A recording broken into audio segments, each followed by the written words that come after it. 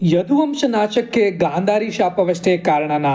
ನಿಜ ಹೇಳ್ಬೇಕಂದ್ರೆ ಕೃಷ್ಣನ ಮಗ ಸಾಂಬನ ಚೇಷ್ಟೆಯಿಂದಲೂ ಸಹ ಯದುವಂಶ ನಾಶ ಆಯ್ತು. ಕುರುಕ್ಷೇತ್ರ ಯುದ್ಧ ಆದ್ಮೇಲೆ ಗಾಂಧಾರಿ ಕೃಷ್ಣನಿಗೆ ನನ್ನ ವಂಶ ಹೇಗೆ ನಾಶ ಆಯ್ತೋ ಹಾಗೆ ನಿನ್ನ ವಂಶವು ನಾಶವಾಗಲಿ, ನಿನ್ನ ದ್ವಾರಕ್ಕೆ ಹಾಳಾಗಲಿ ಅಂತ ಶಪಿಸುತ್ತಾಳೆ.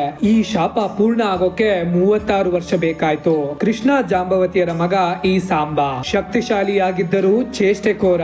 ಒಂದು ದಿನ ದ್ವಾರಕೆಗೆ ಕೃಷ್ಣನನ್ನ ಭೇಟಿ ಮಾಡಲು ವಿಶ್ವಾಮಿತ್ರ, ದೂರ್ವಾಸ, ವಸಿಷ್ಠ, ನಾರದ ಬರಬೇಕಾದ್ರೆ ಹುಡುಗಿ ವೇಷ ಧರಿಸಿ ಅವರ ಮುಂದೆ ಬಂದು ತಾನು ಬಸರಿ ನನಗೆ ಯಾವ ಮಗು ಆಗುತ್ತೆ ಅಂತ ಹೇಳಿ ಅಂತ ಈ ಸಾಂಬ ಕೇಳ್ತಾನೆ. ತಮಾಷೆ ತಿಳಿದು ಕೋಪಗೊಂಡ ದೂರ್ವಾಸರು, ನೀನು ನಿನ್ನ ವಂಶವನ್ನೇ ನಾಶ ಮಾಡುವ ಒಂದು ಕಬ್ಬಿಣದ ಗದೆಗೆ ಜನ್ಮ ನೀಡ್ತೀಯ ಅಂತ ಹೇಳಿಬಿಡ್ತಾರೆ. ಮರುದಿನ ಅವನ ಹೊಟ್ಟೆಯಿಂದ ಗದೆ ಹೊರ ಬಂತು. ವಿಷಯವನ್ನ ಸಾಂಬ ಅವನ ಮುತ್ತಜ್ಜ ಉಗ್ರಸೇನನಿಗೆ ಹೇಳಿದಾಗ ಅವನು ಗದೆಯನ್ನ ಪುಡಿ ಮಾಡಿ ಪ್ರಭಾಸ ಸಮುದ್ರಕ್ಕೆ ಎಸೆದು ಬಿಡು ಅಂತಾನೆ. ಪುಡಿ ಮಾಡಿ ಎಸೆದಾಗ ಸಮುದ್ರದ ನೀರು ದಂಡೆಗೆ ಅಪ್ಪಳಿಸಿ ಪುಡಿಯಿಂದ ದೊಡ್ಡ ದೊಡ್ಡ ಹುಲ್ಲು ಬೆಳೆಯುತ್ತದೆ. ಹಲವು ವರ್ಷಗಳ ನಂತರ ಯಾದವರೆಲ್ಲ ಹಬ್ಬಕ್ಕೆ ಕಡಲ ತೀರದಲ್ಲಿ ಸೇರಿರುತ್ತಾರೆ. ಕ್ಷುಲ್ಲಕ ಕಾರಣಕ್ಕೆ ಎಲ್ಲರ ನಡುವೆ ಕಾದಾಟ ಆರಂಭವಾಗಿ ಯಾವುದೇ ಆಯುಧಗಳಿಲ್ಲದ ಕಾರಣ ಅಲ್ಲಿದ್ದ ಹುಲ್ಲನ್ನು ಕಿತ್ತು ಹೊಡೆದಾಡುತ್ತಾರೆ. ಕಬ್ಬಿಣದಷ್ಟೇ ಬಲವಾಗಿದ್ದ ಹುಲ್ಲು ಯಾದವ ವಂಶವನ್ನೇ ನಶಿಸಿತು. ಕೃಷ್ಣನು ಇದೇ ಕಬ್ಬಿಣದಿಂದ ಸಾಯ್ತಾನೆ. ಗಾಂಧಾರಿ ಶಾಪವಿದ್ರು ಕೃಷ್ಣನ ವಂಶದ ವಜ್ರ ಬದುಕುಳಿತಾನೆ. ವಜ್ರ ಹೇಗ್ ಬದುಕ್ದ ಮತ್ತೆ ಸಾಂಬನ ಪೂರ್ತಿ ಕತೆ ನನ್ನ YouTube channel Puranas by Sachin ನಲ್ಲಿದೆ.